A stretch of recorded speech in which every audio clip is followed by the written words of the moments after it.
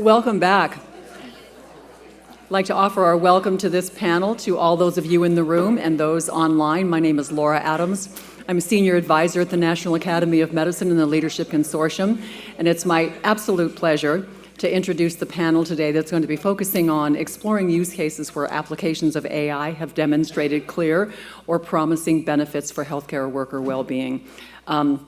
I think this is going to be an incredibly interesting and engaging panel. I had the opportunity to prep with each one of these, I think, really informative and brilliant thinkers today. So this is going to be a treat for you and for me. I was really struck by the conversation this morning, how we were talking about the complexity. Dr. Ferris, I think your overarching remarks were the perfect framing for the day and certainly for this particular panel. And thinking about how many decades ago that David Eddy's quote that the complexity of modern medicine has exceeded the capacity of the unaided human mind. And he said that decades ago. And just thinking of the astonishing complexity that's happened since then, it really sort of blows me away. I should start with my conflicts, which are, I sit on the board of T2 Biosystems in Boston. It's a therapeutics company.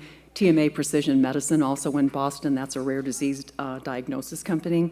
Inflamatics, a Silicon Valley-based company that specializes in transcriptomics and host immune diagnostic response. And I also sit on the Organization for Economic Cooperation and Development, the OECD's Global Expert AI Panel, and advise that group. So I'd like to just offer a few framing remarks before we have the opportunity for you to hear from Christine Olson, Sisi and Greg Springen about their perspectives on the topic at hand today. A couple of things that I would just think are really important to consider in the age of AI. We talked about it being around for quite some time, and I think Jackie's absolutely right about that. But we do know that there's something different afoot. Without question, there is something different. And I think that what has been afforded to us now, or what the difference is with generative AI, I think there are 5 things that make it really different. The first is the speed with which it's evolving. I think it's almost beyond comprehension now how fast these systems are improving and getting better. And anytime someone points out a limitation or a complaint about AI, response is always, at least in my head, for now. It's limited for now. I also think that we do a lot of comparing AI to perfection when what we ought to be doing is comparing it to today's performance. The second of those 5 things is the scale. These things are incredibly easy to scale. When we think about traditionally looking for demonstration of value or some sort of or research evidence to come out before we deploy something in healthcare, I think those days are somewhat over with AI, at least what we've seen with the application of AI. I've had the opportunity recently to visit places where I don't usually interact. I usually interact with large academic medical centers, but I went out to places like Appalachian Regional Health in Lexington, Kentucky. I went to see South Bend, Indiana, and Beacon Health there. I went to Santa Barbara and looked at Cottage Health and had a conversation with them. Spent some time also with Bryant Health in Lincoln, Nebraska. All of these different places. And what I can tell you is they're not waiting for a p-value. They are moving ahead with implementation. And I was expecting to see somewhat greater digital divide than I saw. They were putting in diagnostic, they were putting in things that were clinically relevant as well as those things that were administrative. Obviously, ambient listening was a big part of that. So the scale is something else. I'm just watching, for example, I was watching one of those organizations putting in something for reducing patient falls, because I have a particular interest, Chris Longhurst and I do, in improving patient safety, and watching them use technology there that can look at a patient about, 15 minutes after their admission and be able to detect whether they have usual movement of that particular patient or whether something looks like it's going to become a patient fall. They alert staff to that. And I'm watching them, and they were talking about the challenge they had with sitters, where they were deploying and trying to hire all these different sitters. Can you imagine a job like that, to sit at the bedside and watch someone to make sure that they don't fall? 24/7, 365, you need them. You buy that system once, that AI system, you can deploy it all over your health system over and over and over again, and at a very reasonable price. So when I start thinking about this scale and ability to scale, the other is the ubiquity. We talk about medical records and other digital health interventions that we've had in healthcare, and there have been many that super promising and have met a good deal of their promise, but they were in one particular area. I really don't think that there's any aspect of healthcare that AI is going to leave untouched, any aspect. So its sheer ubiquity is something that we think about with the challenge of how do we find evidence for all the different places it's being used. I'm not sure that we can.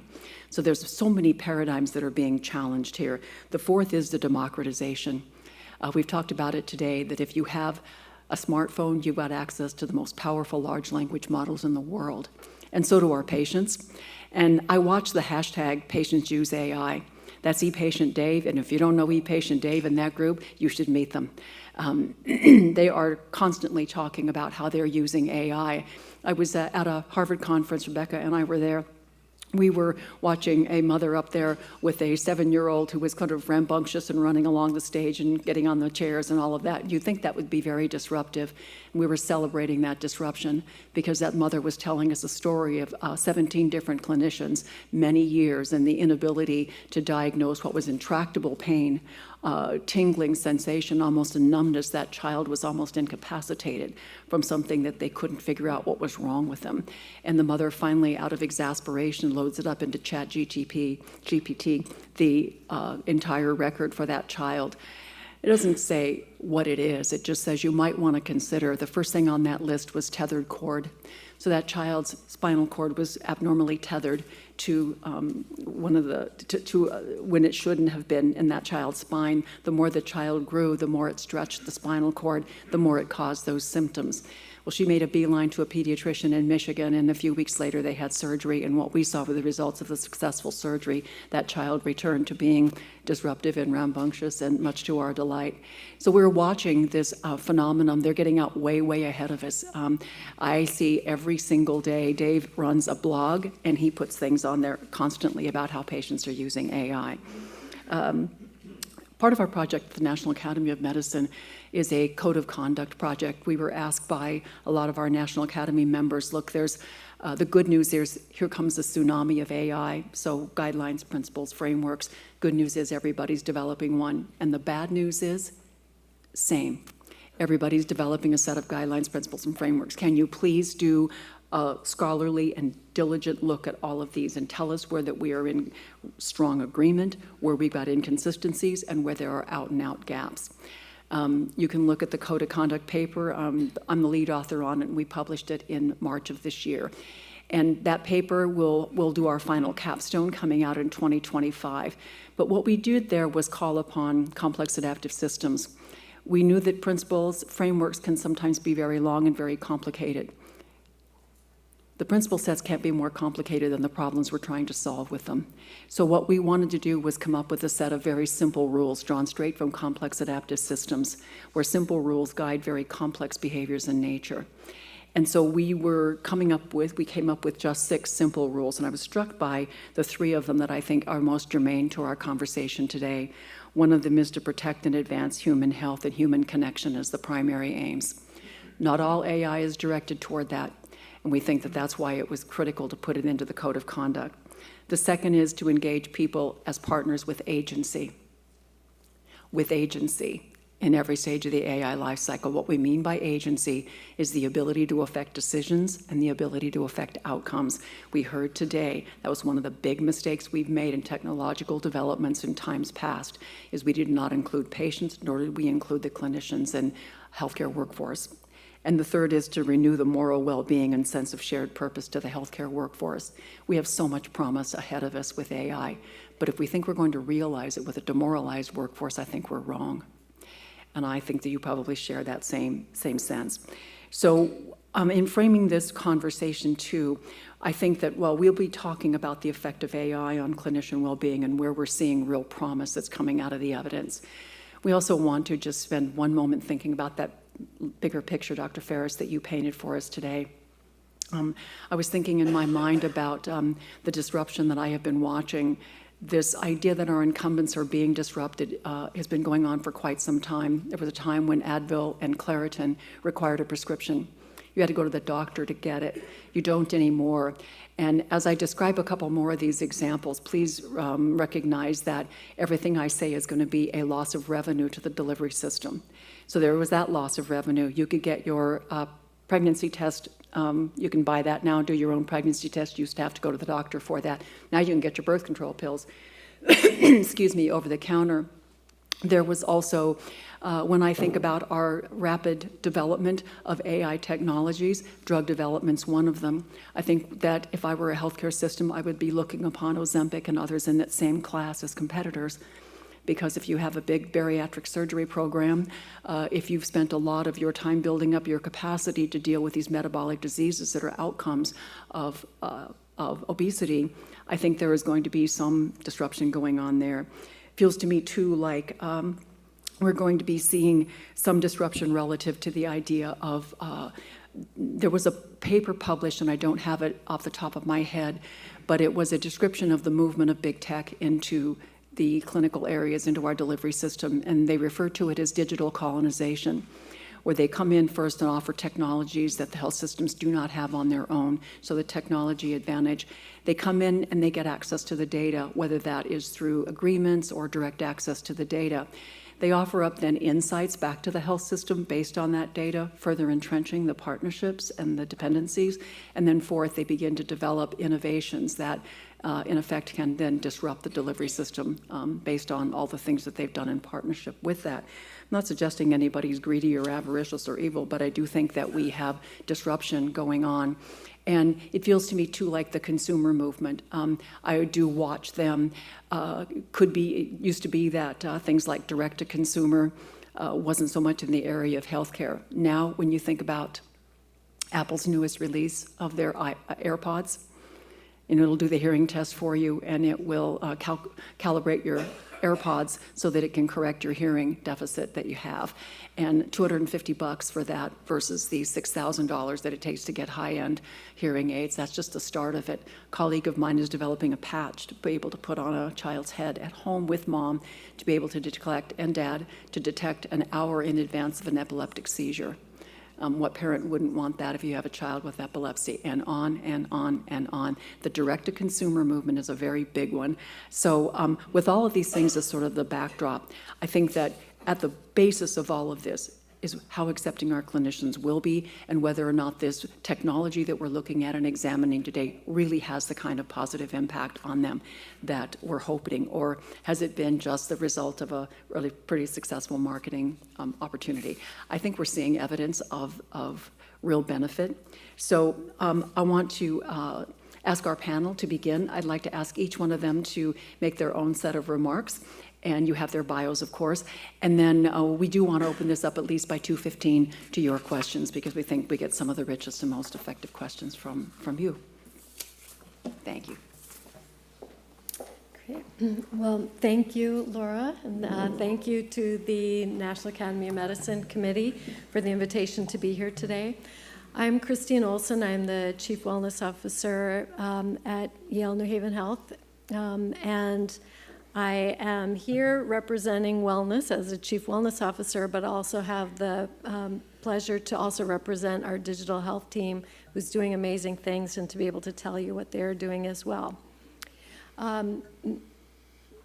My remarks are, I often think of Dr. Donna Bedian of Health Services Research thinking of orienting ourselves to what goes on here.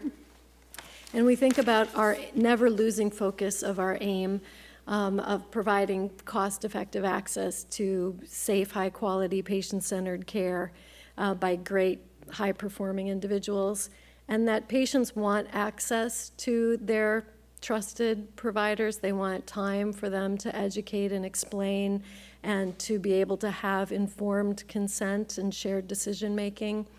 And we need to have the time, but also the opportunity to facilitate that kind of conversation.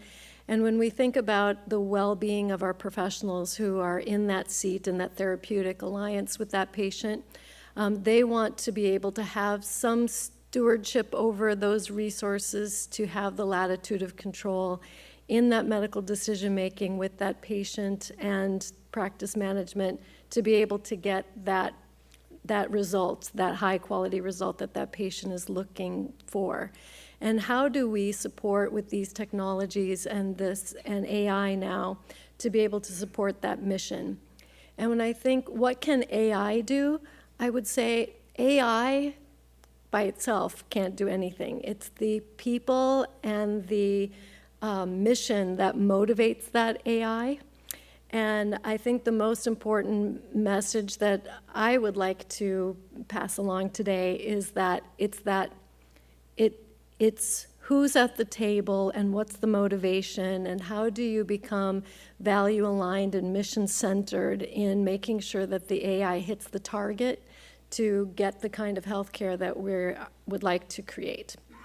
And I'll just talk a little bit about the collaboration that we have at Yale School of Medicine and Yale New Haven Health. So our Chief Digital Health Officer is Dr. Lee Schwam, and he is putting together a lot of advancements in technology with the idea of improving the well-being of the workforce, and it's that orientation that makes a big difference. Then with our wellness assessments, we look at how are our digital technologies functioning to serve the purposes of delivering that care for our healthcare professionals. And then we correlate those experiences. Does it have the features that you need? Is it serving the purposes it needs to serve? Is it easy to use? Is the time documentation, et cetera, et cetera? And then how do each of those correlate with, would you promote the practice here? Would you be retained here? Would you promote the care here? Are you professionally fulfilled? Are you not burned out? And these type of questions that are really important to each of us in the seats of providing that care, but also to our organizations who are looking to create the platforms that support and retain top talent, as we have at Yale and want to recruit. So what we do with our wellness surveys, and we did this project with our CMIOs, Dr. Alan Shao and Dr. Neetu Ketsup, we looked at these things and how they correlated with wellness to find those hot spots. Where are those opportunities, and then rank ordering our specialties to find out where the opportunities are. What else do we do to partner to make sure that we're driving those technologies to what they need to do? We take that wellness report, which is like a Rorschach test, to those specialties and say, what does this mean to you? And what you find out, the digital technology interpretation to each specialty is very different from specialty to specialty. So what we can do is really tease out what our work is for the organization to create that kind of platform. We also have two-way communications that we are working on that allows someone who has a need to be able to say, what is the need, what's the magnitude and urgency, what's the plan you'd like to do to address that, and how does it affect the patient experience, quality, safety, access, cost, and the professional experience, and how would you carry that out in a way where you can bridge the clinical model and the business model to do that. So these create our opportunities.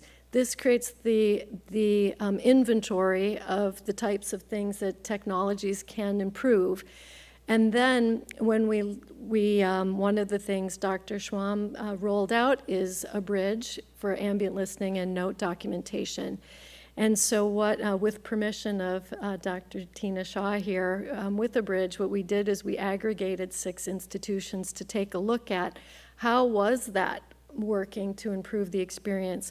And we found that it's definitely decreasing the task load index, as we've seen. We see that it is decreasing the time of writing the notes after work. We do see that it is increasing the focus time with your patient, and that it is decreasing burnout.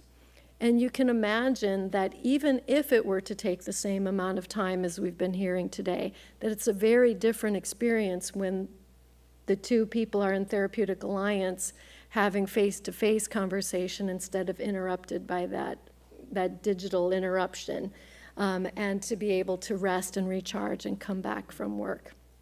So I'll wrap up that point with, it's so important, the partnerships that we've been hearing today and making sure that people have voice and agency to be able to express what their needs are in trying to meet the quality and that patient experience, and that they have a seat at the table, because it really shapes how that technology improves the experience. Thank you.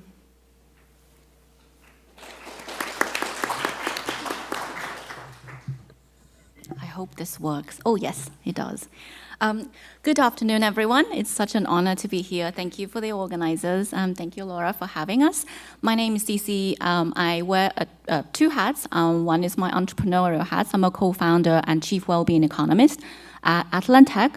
We're a mission-driven company, and we use machine learning to predict and prevent clinician burnout and turnover. I also hold a research appointment as a labor economist at Harvard University's Center for Labor and the Just Economy, where I've been working on a few grants looking at disruptions to the labor market, particularly around technological disruption of AI on the US labor market. We've been very fortunate to have a few grants, one of which is from the National Science Foundation. I'm very excited here to share with you a new methodology that we developed working with a few health systems actually in the audience, looking at measuring interventions at scale using machine learning. And so just to set a bit of context, we have interviewed more than 140 health systems across the country. Many of you actually sit in the audience, so thank you so much for all the feedback and lessons that you have helped us grow and learn. What we found is that in alignment with what the literature does, when we come to measuring interventions, we use surveys. And surveys are really standard practice, but they're not without their limitations, right? So surveys are, one of the key limitations that we have is something called the non-response bias. So non-response bias, for those of you who are not as familiar, it basically occurs when your respondents and the non-respondents, for some reason, they're systematically different from each other. Meaning, whatever data you collect, whether it's before an intervention or after intervention, should not be generalized to the people that you're trying to make decisions on for the non-respondents. So there are many reasons why people don't respond to surveys, right? One of the key terms that our health system partners use is the silent sufferers. So these are clinicians who are overworked, overburdened, and they really just don't have the capacity to answer surveys around, different intervention ideas or even measuring interventions. Now, the other reason could also be trust or value misalignment with organizations. So if you ask them, hey, we're thinking of rolling out this intervention, is it gonna do anything? And if they don't believe that anything is gonna happen in the long run, they're not gonna respond. So in our latest research paper that we're publishing, which is under peer review right now, what we found is that non-respondents are between 3 to 9 times more likely to leave. They are between 15 to 30% less productive, and most importantly, they have very different risk drivers or leading indicators of well-being. So what does this mean? It means that we really need another way of understanding and gathering data on the people who are not necessarily going to engage with you. So to address this problem, what we are proposing here is a new way of using found data that you already have in your health systems. Things from data from your HR system, and what we can do is to use the found data to do 4 very cool things. I'm going to lay those out and hopefully review interesting insights for you.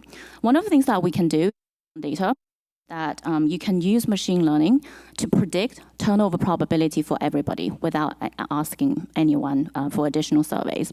So with that information, you can see the before and after. Did this particular intervention reduce turnover risk over time? And this would be available for everyone. The second thing that you can do is we have collected 100 plus different well-being metrics and work environment factors in order to build these predictive models. You can actually do that with interventions to look at the before and after of all of these metrics. So that's the second. So did the scheduling change actually increase the time to spend with patients?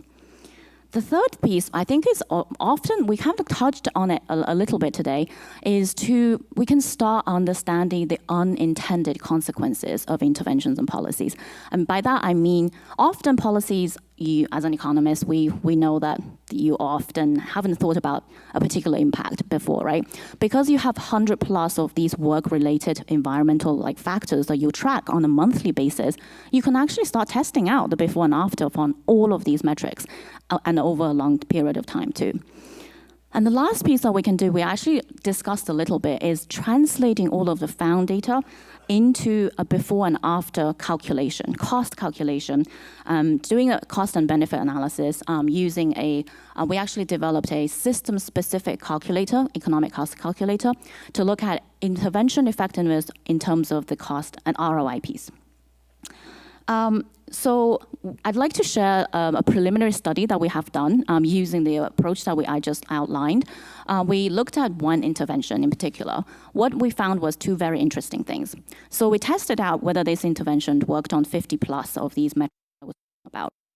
So we hypothesized that it was going to work on a couple of metrics. So it did actually increase time spent with patients, but it actually, the effect was only around prominent for 6 months, and 12 months after, it just completely weighted off. So having this kind of infrastructural data set up is very important to give you that sort of time dimension of interventions and start thinking through, oh, how long should I be, like relaunching the intervention maybe, if there's a lagged effect, or how, maybe it will take some time for an intervention to be actually effective.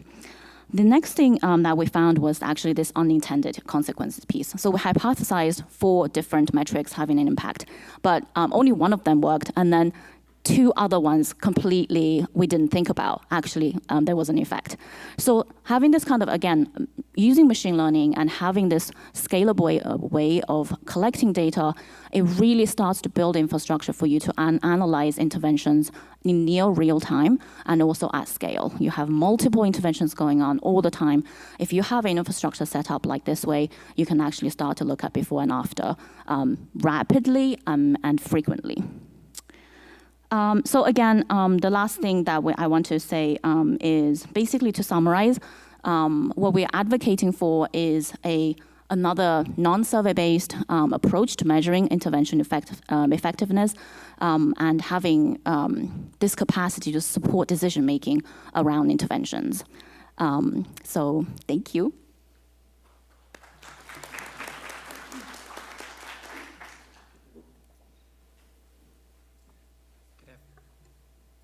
Good afternoon. Good afternoon, everyone. My name is Greg Springen. I am the Vice President of Clinical Informatics at Epic. I am a nurse by background. By way of disclosures, that's the only thing that I have to disclose, is that I work at Epic, and many of you have heard about some of the tools that we have available, that we've developed and sell to the market today. This conversation has been fascinating so far through the whole day, and the perspectives on this panel. So many thanks to the National Academy of Medicine for the invitation. I would like to lead with kind of 3 remarks or 3 key topics. I think we heard this during the first panel, and that is that AI is here, and many organizations and many clinicians throughout the United States and around the world are using it day in and day out in their clinical practice. In nursing, we often talk about the development of a nurse, and we characterize it as moving from a novice to an expert.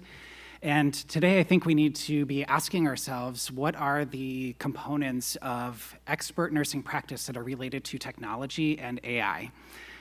We can't have nurses who are working at the bedside who are expert clinicians and novice in terms of using technology. There's an expectation from patients, from health systems, from the nurses themselves, and the rest of the interdisciplinary care team, that we are proficient and that we are somewhat expert in using technology. The second thing that I would like to kind of remark on is we have talked about a lot of different applications of AI and the potential for those that exist out in the industry, whether that is large language models or something else. And I would venture to say that most people are somewhat more comfortable with the consumer applications of AI than they are with a lot of the clinical applications of AI. And so I think it begs this question of how do we create this space and the same level of comfort that people have with these consumer products, with using ChatGPT on their phone or something else along those lines, in the clinical work that they do day in and day out as it continues to advance. Now, we have many applications of it today, but it will continue to change and evolve at lightning speed. So if I'm a nurse and I'm getting ready to go into work, I probably use the Maps app on my phone to help me find the fastest path into work. I will clock in and have some level of indication about how much time I have left to work in a given pay period. It's tracking things about what my scheduled shifts are, et cetera, and there's AI in all of those practical applications as well. And then I get into my clinical practice on a daily basis, and I'm likely to log into my EHR and do some documentation or at least do some review in that EHR. Now, in Epic, as Dr. Gerhardt mentioned earlier in the previous panel, we are leveraging generative AI to pull together a summary so that I can get myself up to speed with the relevant and timely information that may contain things that would have been lost in the translation or the handoff from another nurse to me. So there's plenty of opportunities for me to think about AI from a consumer standpoint, and then as I come into work day in and day out, how am I going to leverage that technology? At Epic, we have 297 organizations that are live using AI technology today, generative AI technology today. Some of the commentary that I hear from nurses, I spend quite a bit of my time out in the field with our end users. In terms of the chart summary at the beginning of a shift, a comment that I recently collected from a nurse is that this is the best chart summary I have ever seen in 23 years in practice. If I am at another organization that has robots that are doing delivery of medications from a pharmacy up to a nursing unit, the comment that I collected from that nurse was, I watched the Jetsons while I was growing up, and it feels like that's real life now.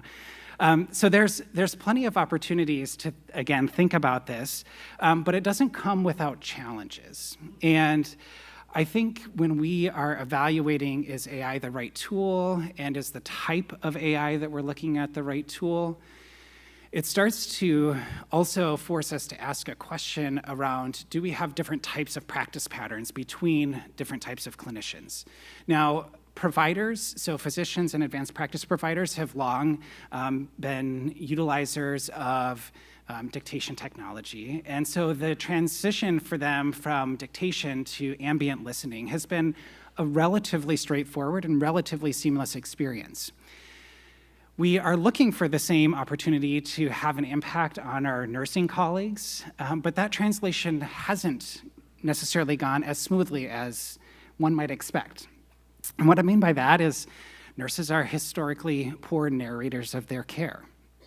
Now, that doesn't mean that we can't ask them to narrate their care, but again, if I go back out into the field and have a conversation with nurses, one of the first things that they'll tell me is, well, I was never trained to narrate my care, except in my health assessment class when I had to narrate it one time. But on an ongoing basis, I'm not sure that I want to narrate my care because I already feel like I don't have enough time in my day. And if I narrate my care, my patients may have more questions for me, and that's going to take more time. Now, I would venture to say that more engaged and more educated patients should have better patient outcomes. But we still need somebody to be able to sit and have that conversation. And the idea that we're just going to solve it by completing a head-to-toe documentation using ambient, I don't think is the appropriate use of ambient documentation for nurses. Where I do think we have a significant opportunity is around care progression, care planning, discharge planning, and patient education. Those are all really salient conversations that are happening in a patient's room, and it's an excellent opportunity to think about how we can leverage new AI technologies to be able to support that work. So the third point that I'd like to make, and then I'll turn it back over to Laura to open us up for any questions, is that while many of us in this room may consider ourselves experts in some domain of AI today, many of our colleagues at health systems across the country and around the world do not. They do not have a foundational understanding of all things that go into artificial intelligence. And we are asking them to lead the implementation of AI solutions to their workforce, and they may not have a full understanding of what it is that they are trying to get buy-in for. And so I think as a market supplier, it really kind of has forced us to think about trying to solve three key areas of, I would call it an education gap or a knowledge gap across the industry. The first is with health system leaders. We can do that as individual market suppliers on a particular part of technology. We likely can't do it for everything, but it's a good place for us to start and build that collaboration. The second is in tighter collaboration with schools of nursing to train the pipeline of future workforce development around what AI is. We don't necessarily need them to be total experts in large language models and how they work. That's not what we need to do, but we do need to have them understand have some foundational understanding of what is technology and what is AI in my clinical practice. And then the third, I think, is really a multimodal approach to addressing the 4.3 million registered nurses that we have who are in their clinical practice today. Those registered nurses will not step foot in a school of nursing unless they're going back to continue their education. But most of them will not go back through a baccalaureate or an associate's degree program. And so we have missed the opportunity in their pipeline development, and we need to think about an approach to getting back in front of all of the nurses who are in clinical practice today. That may look like TikTok for as long as it's around, education about what AI is on TikTok, social media platforms, whatever that looks like. I think we need to be thinking as an industry about how we're getting back in front of all of those end users. So, thank you. Wow.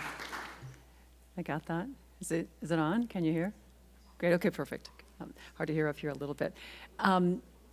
It's exactly what I expected from this panel, very provocative. And I think I'd like to dive a little bit further into, we've heard some mixed messages, I think, over the course of, I know the conferences that I go to and presentations that I see, I often see, particularly the ambient listening vendors will put up something that says, these are quotes from users, and they always say, best thing that ever happened to me, I'm enjoying clinical practice again. And I thought, well, grain of salt, until I went out to Appalachian Regional Health, until I went out to all those different places, and I heard it from the providers themselves, where they said, this is bar none the best thing. So we do see places where we're seeing acceptance like that. We're also seeing, I think, several of the labor contracts, again, incorporated things about sort of putting a stiff arm up against AI. So it is a bit of a mixed message in the workforce and feeling like they want to adopt this. What are you seeing? What are you learning? Are you researching anything about the actual resistance to? What are the barriers to adopting AI? We heard there from Dr. Ferris, the financial barrier. If it's going to impact your ability to bill for something, I can imagine you're probably going to be a little bit resistant. What are you seeing, hearing, and learning from that topic? It's a great question.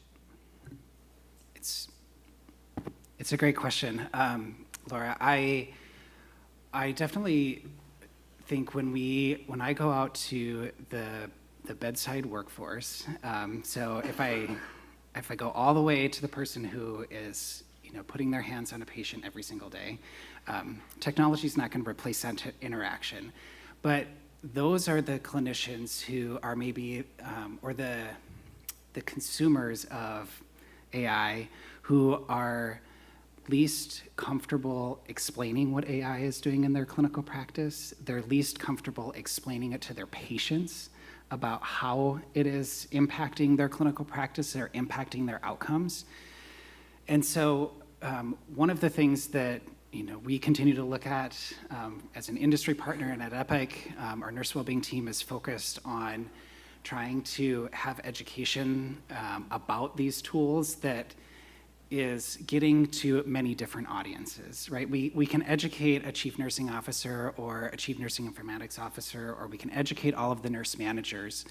But the final mile of getting adoption really happens at the bedside when there are peers of theirs who they feel that they can trust and are giving them insight into what it's doing. And so I think from our standpoint, we continue to look at the impact that AI is having, but then need to measure upstream about how the education that we're doing and the governance that exists, the transparency, as Dr. Longhurst talked about, around what the tools are actually doing are having in terms of an impact on the outcome and the utilization.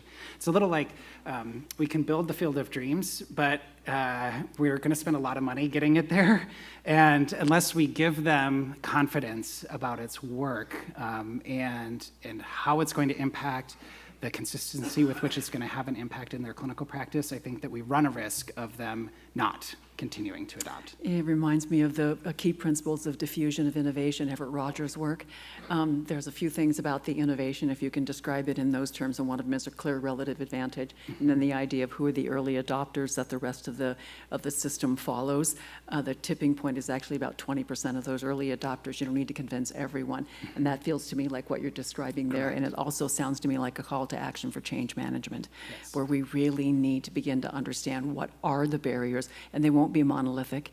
They'll be different for this particular group and that particular group with this geographic location or that one. So it sounds to me like some real attention to change management, at least as intensive as we had when we put in electronic health records. Yeah. I'll add to that as well. Getting trust. Trust is so important. And we've seen our healthcare industry really changing over the last decade, and the consolidation of healthcare systems, vertical integrations of physicians and healthcare workers. And theoretically, you can have economy of scale, and you can have a greater sense of agency and autonomy within an organization like that, because you can access expensive technologies and things like this that you couldn't otherwise have alone. But it does really require trust and partnership, value alignment, and a mission-centered approach to have that kind of trust, to get the buy-in. Seeking input, getting buy-in, I think is critical, and then showing that it's working in service to that mission. Couldn't agree more. It really makes me think of the value of that second code commitment that we have around engaging those with agency, to be able to have them be able to affect the decisions, and people support what they help create. And I think that we've forgotten that so many times, that people support what they help create, what they feel like they've had a hand in shaping. And when they get their smell on it, so to speak, it becomes so much easier to adopt because they have had an ability. And I would say that we would have fewer rough spots in the road if we genuinely listen and incorporate that input. I'd like to turn it to audience questions now.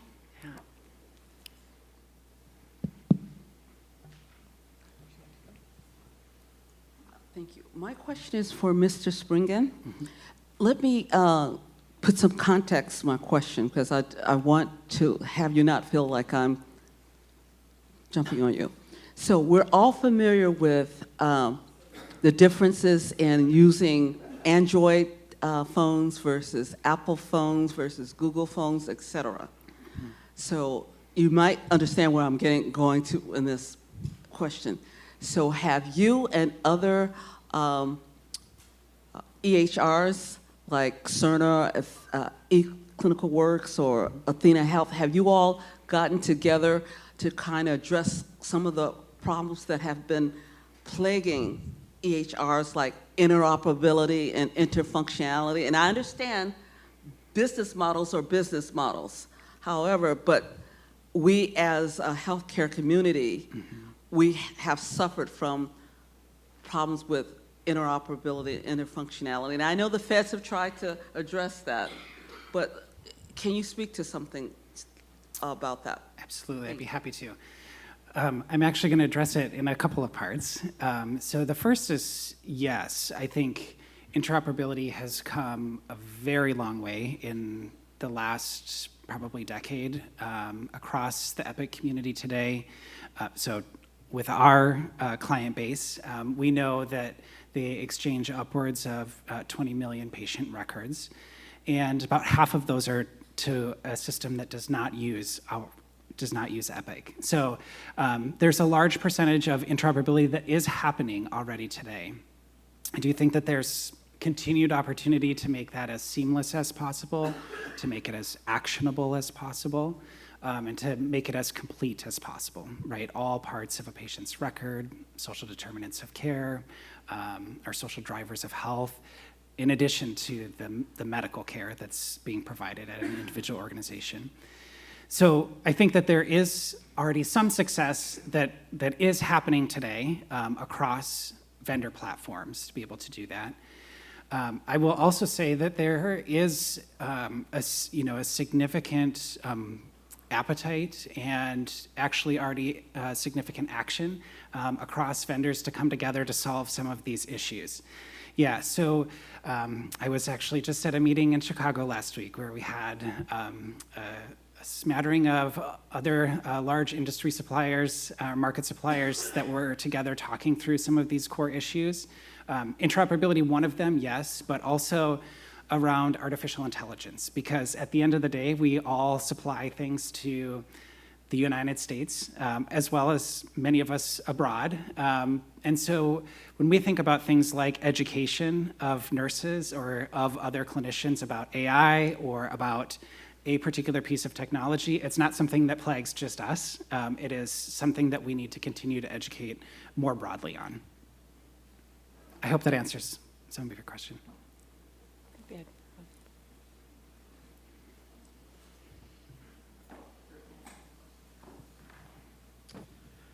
Hey there, Steve Singer from ACCME. We're the continuing education accreditor. I love all this education talk, very exciting. You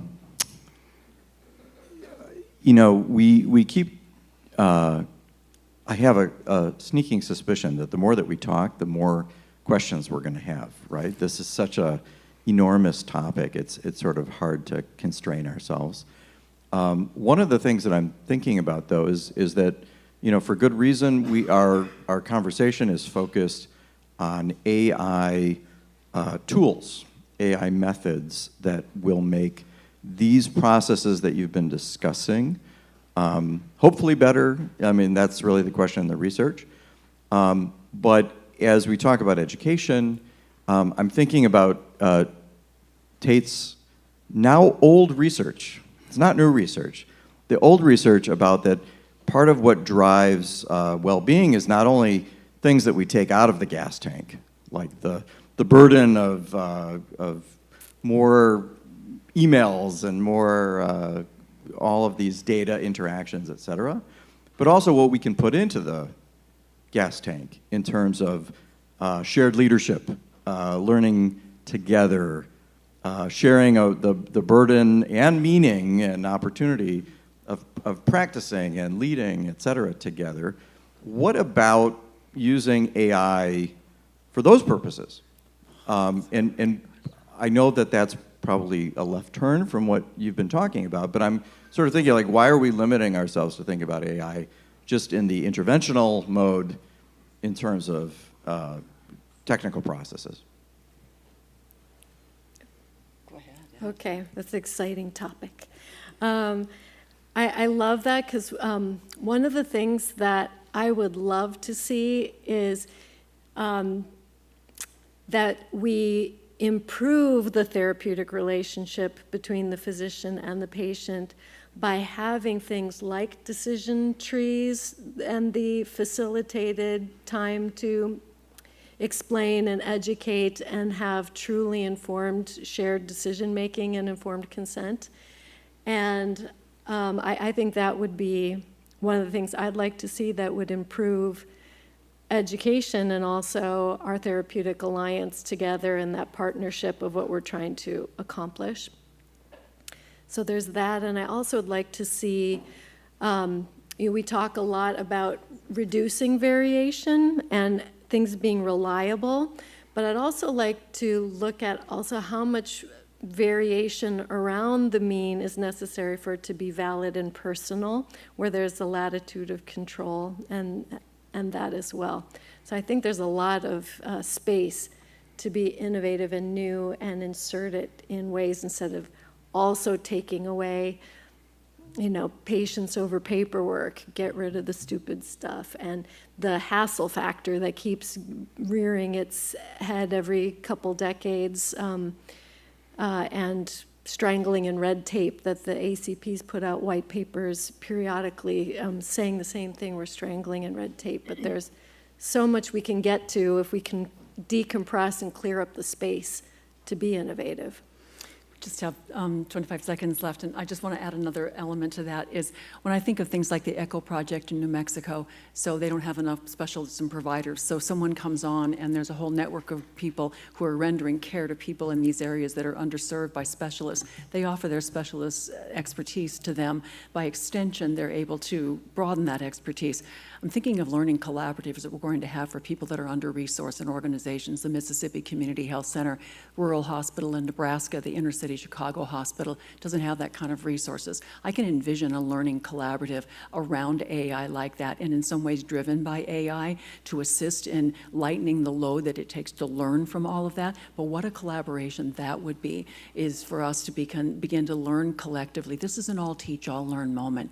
I think that's what we're feeling about this is, no one is behind on all of this right now because we all don't know where it's going exactly. And so it's wonderful to be on kind of the cutting edge, the very beginning of something that I think is truly transformational.